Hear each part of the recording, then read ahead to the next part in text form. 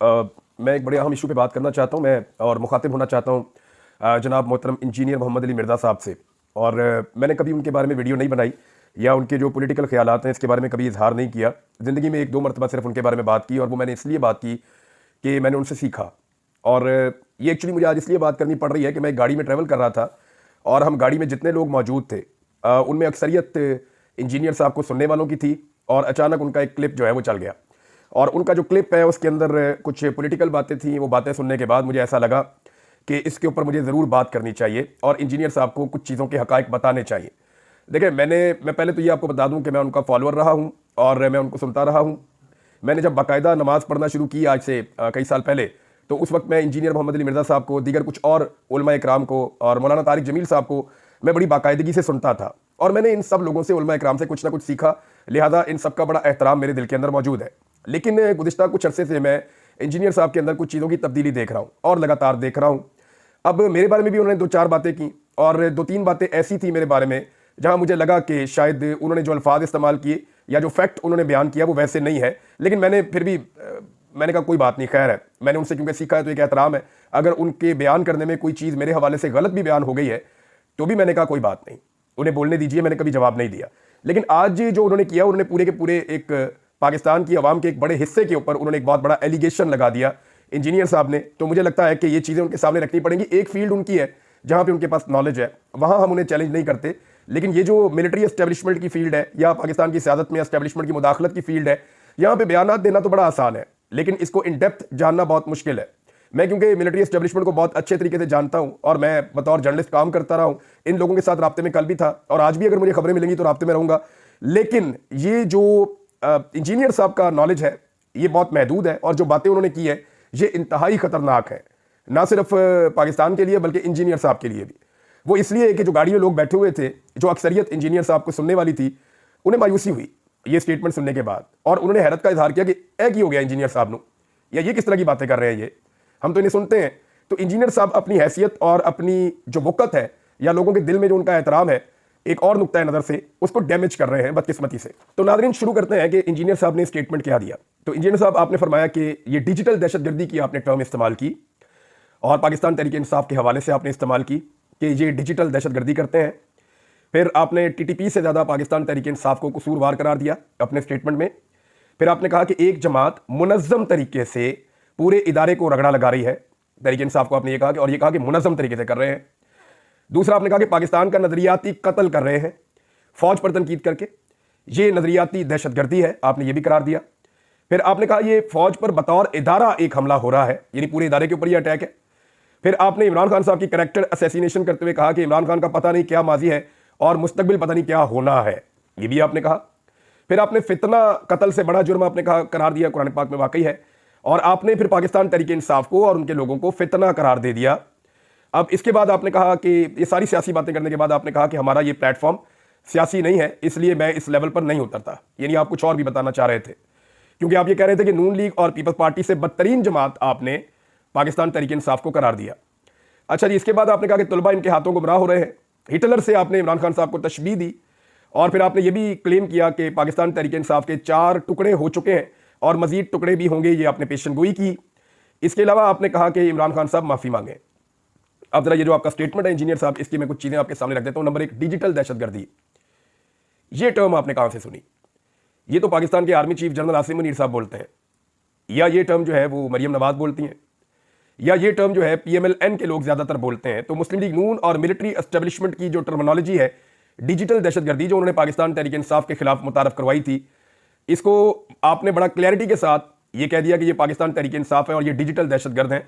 आपने बयानिया अपनाया एक मखसूस सिमत का, जिनको 17 सीटें मिली हैं, जो इलेक्शन हार चुके हैं, PMLN और मिलिट्री एस्टेब्लिशमेंट। फिर आपने TTP से ज़्यादा पाकिस्तान तहरीक इंसाफ को कसूरवार करार दे दिया। अब तहरीक तालिबान पाकिस्तान इंसानों का कत्लेआम करते हैं और PTI एक सियासी जमात है, उन्होंने किसी एक का भी कत्ल नहीं किया, वो सिर्फ अपना मौक़िफ़ बयान करते हैं। और अगर जमहूरियत है इस मुल्क में तो सबको अपना मौक़िफ़ बयान करने की इजाज़त होनी चाहिए। फिर आप कह रहे हैं कि एक जमात मुनज़्ज़म तरीके से पूरे इदारे को रगड़ा लगा रही है। देखें, इमरान खान साहब ने बार बार कहा, अभी जो उन्होंने खतूत लिखे हैं आप उनको पढ़ लें, उसमें इमरान खान साहब ने क्या कहा? इमरान खान ने कहा कि फ़ौज भी मेरी, मुल्क भी मेरा। वो तो फ़ौज को ओन कर रहे हैं। ये जो तनकीद होती है, मैं करूँ, इमरान खान करें, या बाकी जो लोग ओवरसीज पाकिस्तानी हैं या जो पाकिस्तान के अंदर सोशल मीडिया एक्टिविस्ट हैं, ये लोग फौज के खिलाफ तो नहीं है। फौज को तो हम अपना पेट काट के पालते हैं। फौज जो है वो तो हम अपना खून पसीना एक करके फौज के लिए बजट इकट्ठा करते हैं और हम ये चाहते हैं कि हमारी मजबूत फौज हो। ये पूरा पाकिस्तान यही चाहता है। मामला फौज का नहीं है, मामला यह है कि मिलिट्री एस्टेब्लिशमेंट, ये ऊपर बैठे हुए चंद लोग होते हैं, आप बेहतर जानते हैं। मिलिट्री एस्टेब्लिशमेंट की जो गलत पॉलिसियां हैं उनकी वजह से फौज में और अवाम में दूरियां पैदा हो रही हैं। माजी में भी होती रही हैं, अब भी हो रही हैं। जब याया खान था सदर तो उस वक्त भी कई मौलवी साथ खड़े हो गए थे याया खान के, और वो उस वक्त कह रहे थे जो फौज के खिलाफ बोलेगा वो इस्लाम के खिलाफ बोलेगा, जो फौज के खिलाफ बोलेगा वो फितना है, फितने को कुचल दिया जाए। फितना कुचलते कुचलते मुल्क के टुकड़े करवा लिए थे, अच्छी तरह याद है। जो लोग उस दौर में जिंदा थे उनसे आप पूछ लें, नहीं तो उस दौर की किताबें उठाकर आप पढ़ लें। तो अब जरा क्लैरिटी के साथ आ जाएं कि इमरान खान तो कहते हैं कि फौज मेरी है, मुल्क भी मेरा है, लेकिन जो मिलिट्री एस्टेब्लिशमेंट की गलत पॉलिसियां हैं जिनका मैं आगे जाके जिक्र करूंगा, उनकी वजह से अवाम में और फौज में दूरियां पैदा हो रही हैं। और अपने तीनों खतूत में इमरान खान साहब ने इख्तिताम में बताया कि फौज ये सियासी कार्रवाइयां बंद कर दे वरना ये दूरियां खत्म नहीं होंगी।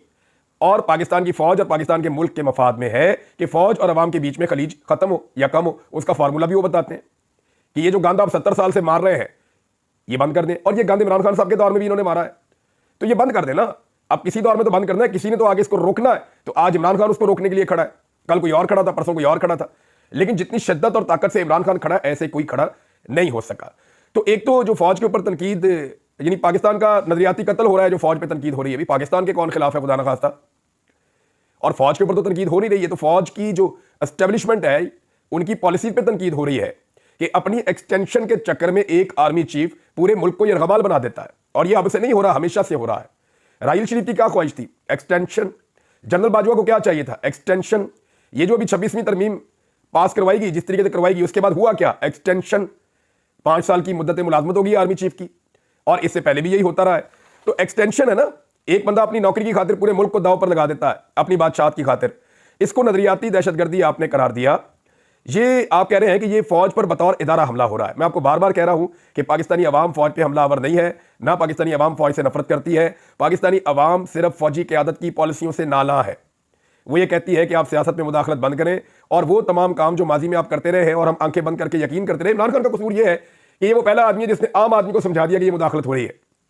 नवाज शरीफ ने समझाने की कोशिश की, लोग समझने लगते थे, मियां साहब डील कर देते थे। मियां साहब समझाने की कोशिश करते थे, लोग समझने लगते थे, मियां साहब डील कर देते थे। पीपल्स पार्टी ने समझाने की कोशिश की, लोग समझने लगते थे, पीपल्स पार्टी डील कर देती थी।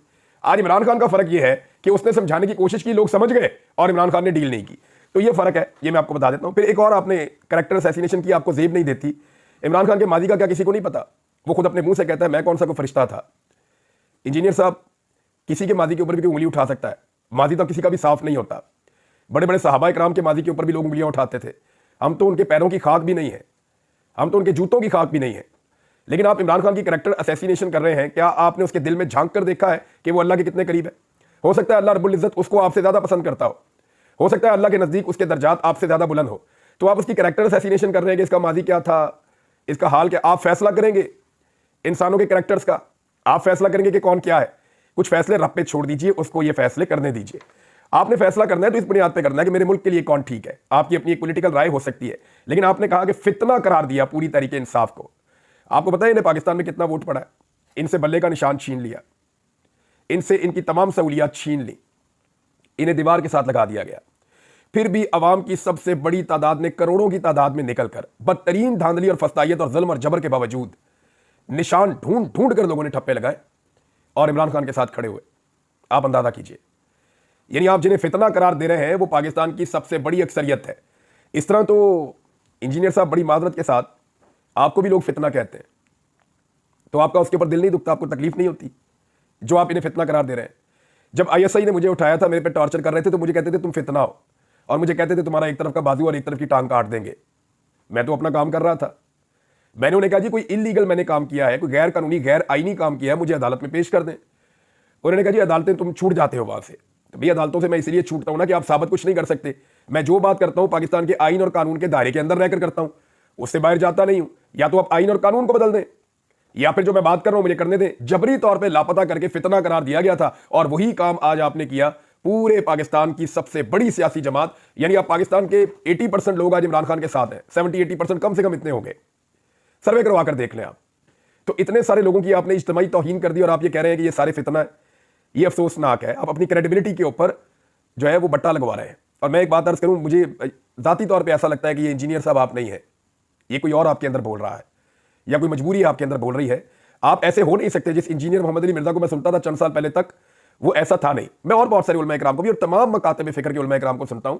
मैं शिया, सुन्नी, वहाबी, देवबंदी, कोई भी है, मैं सबको सुनता था। जिससे मुझे कोई अच्छी बात मिलती है मैं उस अच्छी बात को अडॉप्ट करता हूं। अब नाज़रीन, इस पर आपने ये भी कहा कि हमारा ये प्लेटफॉर्म सियासी नहीं है। सारी सियासत करने के बाद एंड में अगर आप ये कह दें और जान छुड़ाए तो मैं इंतहाई मादरत के साथ हाथ जोड़ के आपसे मादरत कर लेता हूं। तो सर, ये मुनाफकत नहीं कहूंगा इसको मैं, तो और क्या कहूंगा। यानी आपने सारी सियासी बात करने के बाद एक पार्टी को फितना करार दे दिया, लताड़ के रख दिया, मुल्क दुश्मन करार दे दिया, उनको डिजिटल दहशतगर्द आपने उनको करार दे दिया, खवारिज से बदतरीन आपने उनको करार दे दिया और एंड में कह रहे हैं मैं सियासी हुई नहीं तो मैं तो इस पर बात ही नहीं करना चाहता। और अगर आपकी सियासी समझबूझ ये कहती है कि पीपल्स पार्टी और PMLN इमरान खान से बेहतर है, तो सर अल्लाह का वास्ता आप सियासत पे बात ही ना किया करें।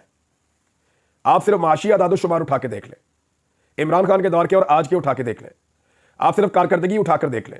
ऐसा नहीं है कि इमरान खान मिलिट्री एस्टेब्लिशमेंट के साथ एक पेज पे नहीं था, इमरान खान भी था।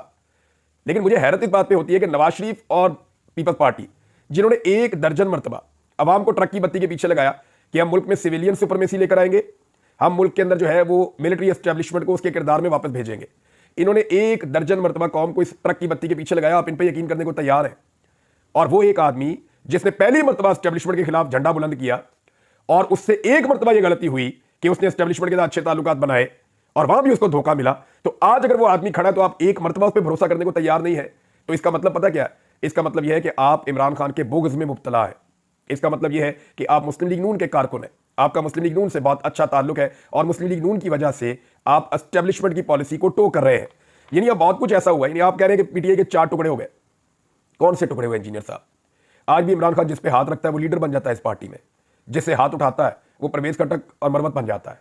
आप अंदाजा कीजिए ना कहां खड़ी है मकबूलियत बाकियों की। जितने लोग पाकिस्तान तहरीक इंसाफ से अलग हुए वो सारे आज पूरा जोर लगा रहे हैं, एस्टेब्लिशमेंट की मिन्नतें कर रहे हैं कि जैसे हमें इस पार्टी में से निकलवाया था वैसे ही हमें इस पार्टी में दोबारा दाखिल करवा दीजिए। वो बेचारे सारे कोशिश कर रहे हैं उस पार्टी में वापस आने के लिए। कौन से 4 टुकड़े हुए? कोई ऐसा टुकड़ा नहीं है जिसकी कोई जरा सी भी अहमियत या हैसियत मौजूद हो। इंतखाबी निशान छिनने के बावजूद वो आज दीवार की तरह, दीवारें चीन की तरह आपके सामने खड़े। फिर आप माफी का मुतालबा कर रहे हैं इमरान खान से। यार आप उन जर्नैलों को क्यों नहीं कहते जिन्होंने 4 दफा इस मुल्क में मार्शल लॉ लगाया? आप उन्हें क्यों नहीं कहते माफी मांगे जिन्होंने 26 नवंबर को इंसानों का कत्लेआम किया, लाइटें बंद करके, अंधाधुंध गोलियां चलाई, स्नाइपर राइफल से गोलियां चलाई, लोगों को एहतजाज का हक नहीं दिया, जिसको आईन में लिखा हुआ है, कानून में लिखा हुआ है कि एहतजाज कर सकते हैं, उनको गोलियां मारी। 9 मई को वजीर आजम की गैर कानूनी गिरफ्तारी हुई, साबिक वजीर आजम की, और उस गिरफ्तारी के बाद जो रद्द-ए-अमल आया फिर वहां भी लोगों को गोलियां मारी गई। उस पर तो आपने कभी नहीं कहा कि वो माफी मांगे। खवातीन की बेहुरमती पे आपने कभी कहा कि माफी मांगे? कभी पाकिस्तान 2 लख्त हुआ आपने कहा मिलिट्री एस्टेब्लिशमेंट को कि माफी मांगे? वजीर आला को 2 दफा अगवा किया गया एक सूबे के, वो बेचारा बताता नहीं है अपनी इज्जत की खातिर, वहां तो आपने नहीं कहा कि माफी मांगे। काला तरीन कानून ये लेकर आ गया पीका के मामले के अंदर। मैं पहले इसके हक में था, आज भी हूं कि सख्त कवानीन बनने चाहिए, लेकिन भाई कोई अदालत तो हो ना जिसके अंदर आप जाएं बाद में। ये तो कानून बना ही नहीं, लाकानूनियत आ गई है, काला तरीन काम हो गया है। पहले आप बोलते थे जब PTI के दौर में ये आ रहा था, आज आप उसके ऊपर बात करने को तैयार नहीं है। पार्लिमान पर हमला हुआ, उसके ऊपर आप नहीं बोले। औरतों और बच्चों को अगवा किया गया इस मुल्क में एक आईनी तरमीम के लिए, वहां आपने माफी का नहीं कहा। इद्दत वाला केस, यानी पाकिस्तान की नहीं दुनिया की तारीख के घटिया तरीन केसेस में से एक केस बनाया गया साबिक खातून अव्वल के ऊपर, सिर्फ इमरान खान को और उसकी बीवी को जलील करने के लिए, उसके ऊपर आप नहीं बोले। चादर और 4 दीवारी का तकद्दुस पामाल हुआ, उस पर कोई हदीस आपको याद नहीं है, उस पर इस्लाम नहीं जागता आपका। अदलिया पर मुकम्मल कब्जा कर लिया गया पाकिस्तान में, इसके बारे में हमारा इस्लाम कुछ नहीं कहता। फलस्तीन के मौके पे जो निकलता है उसको डंडे मारते हैं, गिरफ्तार कर लेते हैं, इस पर हमारा इस्लाम कुछ नहीं कहता। इंसानी हुकूक की पामालियां पाकिस्तान में हो रही हैं, लगातार हो रही हैं। क्या इस पर बिल्कुल खामोशी रहेगी? इस पर कोई माफी नहीं मांगेगा। जबरी गुमशुदगियां हो रही है। मैं खुद जबरी तौर पर लापता रहा, मुझे ISI उठा कर ले गई थी, ले जाके मेरे पे बदतरीन टॉर्चर किया उन्होंने। यही आर्मी चीफ थे जनरल आसिम मुनीर, इनके दौर में लोगों ने इनसे रब्ता भी किया था और इन्होंने जो कुछ उन लोगों को कहा था वो भी एक वक्त आएगा मैं चीजें सामने रख दूंगा, मेरे पास बहुत सारी चीजें मौजूद हैं। लेकिन मामला यह है कि इनके ऊपर आप क्यों नहीं बोलते, इन पे आप क्यों नहीं आवाज उठाते? उनको बोले ना कि वो माफी मांगे। यानी सारा फितना एक तरफ ही है, यानी जिन लोगों को मार पड़ती है, रोजाना मार पड़ती है, वो जलील होते हैं, रुसवा होते हैं, उनकी प्रॉपर्टीज को तबाह कर दिया जाता है, उनके घर बार को तबाह कर दिया जाता है। यानी मुझे तो आज तक इंसाफ नहीं मिला। तो जिन लोगों के साथ इतनी ज्यादती हो, जब उसके रद्द-ए-अमल के अंदर आवाज निकालें या एहतजाज करें तो वो फितना हो गए। वो सोशल मीडिया पे आवाज उठाते हैं, मीडिया पे आवाज उठाते हैं, सड़कों पे निकल कर एहतजाज करते हैं। आपको गुस्सा यह है कि यूके के अंदर आर्मी चीफ के खिलाफ एहतजाज क्यों हुआ? वो फौज के खिलाफ नहीं हुआ, जनरल आसिम मुनीर साहब जो आर्मी चीफ है उनके खिलाफ एहतजाज हुआ। और वो इसलिए हुआ कि इस आर्मी चीफ ने एक जाली हुकूमत बनाई है फार्म 47 के ऊपर। ना सिर्फ जाली हुकूमत बनाई है बल्कि जाली हुकूमत बना के उसको जबरदस्ती चला भी रहे हैं। और पाकिस्तान में जुल्म, जबर और फस्तायत का बाजार गर्म किया हुआ है। पाकिस्तान में 2 मरतबा कत्लेआम किया है, इनके दौरे हुकूमत में ही हुआ है जब से ये आर्मी चीफ है। और तब से लेकर अब तक पाकिस्तान में इंसानी हकूक बिल्कुल नापैद हो चुके हैं। इन सारे हालात में जब पाकिस्तान में एहतजाज करने के लिए जो निकलता है उसको निशाने इबरत बना दिया जाता है, तो बाहर मुल्क में लोग एहतजाज भी ना करें तो और क्या करें, आवाज ना उठाएं तो और क्या करें। अब ओवरसीज पाकिस्तानियों के हवाले से भी आपकी तनकीद है। अच्छा जी, इसमें मैं इंजीनियर साहब, क्योंकि बहुत लंबा हो जाएगा वीलॉग, मैं जाते जाते आपको 2-3 चीज़ें बताना चाहता हूँ। एक तो ये है कि इंतहाई माजरत के साथ आपने नून लीग के साथ अपनी वाबस्तगी जो है वो साबित कर दी है। आज आप नून लीग और उन्हें लाने वाली एस्टेब्लिशमेंट की सफ में खड़े हैं सर, इंतहाई माजरत के साथ। तो इंजीनियर साहब, आप मेरे बारे में चंद सवाल उठाएंगे, उनके जवाब मैं आपको दे देता हूँ। नंबर 1, आप ये कहेंगे कि आपने माजी में फाइलें देखी एस्टेब्लिशमेंट के कहने के ऊपर और आपने प्रोग्राम किए, तो बिल्कुल आप दुरुस्त कहेंगे। लेकिन मैंने जो तकरीर की थी उसमें मैंने ये भी कहा था कि पहले मैंने अपने आप को कायल किया। जब मुझे माजी में फाइलें दिखाई गई, सहाफ़ी का काम ही ये होता है कि खबर निकाल कर लाना, तो मैंने बाकायदा शरीफ खानदान को लेटर्स लिखे थे, सवालात भिजवाए थे, इनके पास कोई जवाब नहीं था। और मैं मुतमईन हो गया था कि इन्होंने पैसा लूटमार किया जिसका जवाब ये आज तक नहीं दे सके। लिहाजा मैंने उसके ऊपर काम किया, अरशद शरीफ ने काम किया, बाकी लोगों ने किया। इसी तरह मुझे और अरशद शरीफ को इमरान खान के बारे में भी फाइलें दिखाई गई थी। हमें दावत दी गई और हमें कहा गया जनाब आप ये फाइलें देखें, ये देखें इमरान खान ने करप्शन की है। और हमारे किसी सवाल का जवाब ISI के अफसरान के पास नहीं था। मैं आपको क्लियरली बता रहा हूं। और हमने इमरान खान साहब को भी सवालनामा भेजा था और उन्होंने हमें सारी चीजें क्लियर कर दी थी। तो ये फर्क है। यानी एक सहाफी का काम ये है ना कि वो पहले तहकीक कर ले। तो मैंने तहकीक की, मेरी तहकीक में नवाज शरीफ साहब जालिम साबित हुए, उन्होंने लूटमार की हुई थी, लिहाजा उनके खिलाफ मैंने अपने प्रोग्राम्स किए, मैं आज भी उन पर कायम हूं। और मेरी तहकीकात में इमरान खान के खिलाफ ISI ने गलत केस बनाया था, लिहाजा मैंने वो प्रोग्राम नहीं किया और मैं आज भी अपनी बात पे कायम हूं और ये चीजें साबित भी हो रही हैं। नंबर 2, आप ये सवाल उठाएंगे कि पीका ऑर्डिनेंस पे मेरा मौक़िफ़ पहले कुछ और था और आज कुछ और है। देखिए, पीका ऑर्डिनेंस था वो, मेरा मौक़िफ़ आज भी वही है। कवानीन को सख्त कीजिए, सबके ऊपर लागू कीजिए, लेकिन कम से कम किसी अदालत में जाने का इख्तियार तो रखिए हमारे पास। ये नहीं होना चाहिए कि एक खास तबके को पीसने के लिए आज पूरी दुनिया का जो वर्ल्ड रिकॉर्ड है वो ये बता रहा है कि गजा के बाद पाकिस्तान में सहाफ़ी सबसे ज्यादा गैर महफूज है। क्या इमरान खान के दौर में ऐसा था? ऐसा नहीं था। फिर आप एक और सवाल उठाएंगे कि माजी में एस्टेब्लिशमेंट के मौक़िफ़ पर मैं दुरुस्त समझता था, मेरा मौक़िफ़ क्या था? तो बिल्कुल ठीक बात है, इस पर मैंने कौम से माफ़ी मांगी है, बलोचों से भी माफ़ी मांगी है कि मेरी ये गलत फहमी थी कि एस्टेब्लिशमेंट पाकिस्तान की वफादार है। मुझे पता चला कि वो अपने ज़ाती मफादात की वफादार है और वो अपने मफादात को हमेशा पाकिस्तान के ऊपर मुकद्दम रखते हैं, जिसका नुकसान बार बार पाकिस्तान उठाता है। तो मैंने इस पर माफ़ी मांगी है, आपको भी मांगनी चाहिए। आप एक और सवाल उठाएंगे, मैंने अपने अगवाकारों के खिलाफ पाकिस्तान में कार्रवाई क्यों ना करवाई? तो एक तो ये याद रखिएगा, मैंने पाकिस्तान में ये बात कई मरतबा बता दी थी कि मुझे ISI ने अगवा किया और मैंने पाकिस्तान में बाकायदा पुलिस से भी रुजू किया था, अदालतों के भी दरवाजे खटखटाए थे, किसी ने भी मुझे इंसाफ देने से इनकार कर दिया। और जब मुझे कत्ल करने की साजिश शुरू हुई तो मुझे पाकिस्तान छोड़ना पड़ा बदकिस्मती से।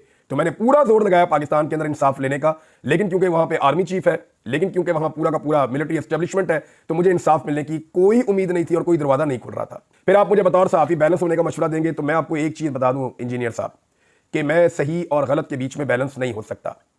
माजी में जब इमरान खान की हुकूमत थी तो मैंने कई चीज़ों पर उन पर इख्तलाफ किया और तनकीद की और भरपूर की।